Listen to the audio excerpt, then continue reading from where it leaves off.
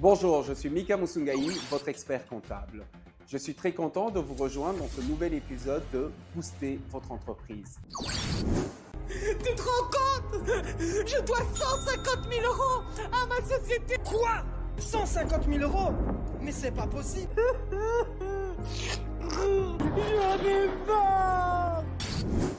On entend souvent les dirigeants d'entreprise se plaindre de leur compte courant administrateur en leur défaveur.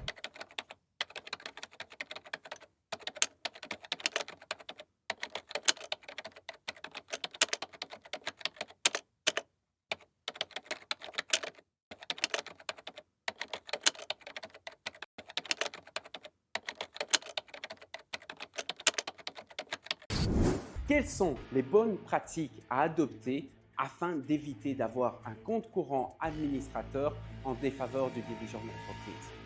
Pour commencer, il faut veiller à ce que la rémunération du dirigeant d'entreprise soit correctement optimalisée, de sorte que ce dernier n'ait pas besoin d'augmenter fictivement son pouvoir d'achat en allant puiser dans son compte courant dirigeant d'entreprise.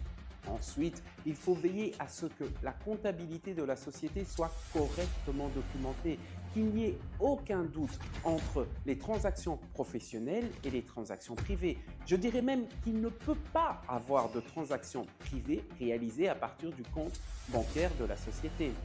Et si on se retrouve dans une situation où le dirigeant d'entreprise a besoin de fonds pour pouvoir réaliser des transactions privées, et qui n'a pas d'autre choix que de recourir à son compte courant dirigeant, dans ce cas, plutôt que de payer les dépenses privées avec le compte bancaire de sa société, avec la carte de crédit ou en faisant des virements privés à partir du compte bancaire de la société, il est préférable que le dirigeant d'entreprise fasse un virement clairement indiqué avance dirigeant d'entreprise vers son compte privé et que toutes les dépenses privées soient réalisées directement à partir du compte privé du dirigeant d'entreprise.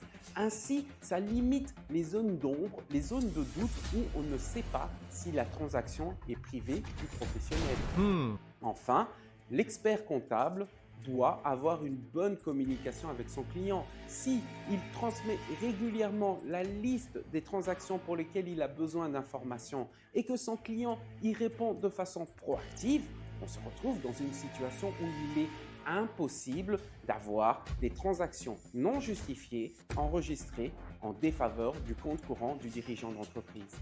Voilà, nous sommes arrivés à la fin de cette vidéo et j'espère que ces informations vous seront utiles. N'hésitez pas à partager cette vidéo, à liker cette vidéo, cela nous soutiendra. Merci et à bientôt.